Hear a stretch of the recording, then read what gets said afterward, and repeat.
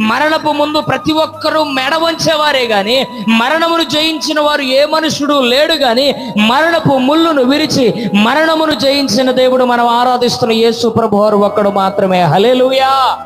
అలాంటి జయించినటువంటి మన దేవుడు చెబుతున్న మాట, ఈ జయోత్సాహముతో నింపబడినటువంటి ఈ శుభ సంతోషకరమైన సమయంలో ప్రభు మాట్లాడుతూ అంటున్నాడు కదా, నేను జయించిన తండ్రితో నేను సింహాసనం మీద నేను కూర్చున్నాను.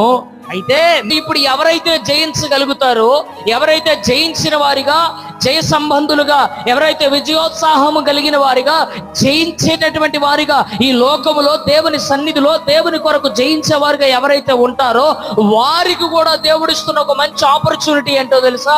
దేవుడిస్తున్న ఒక మంచి అవకాశం ఏంటో తెలుసా? జయించిన వాడంట ఏమవుతాడంట? జయించిన వారిని నాతో కూడా ఎక్కడ కూర్చోబెట్టుకుంటానంటున్నాడు? ఆయన సింహాసనము మీద కూర్చోబెట్టుకుంటా అంటున్నాడు. హల్లెలూయా.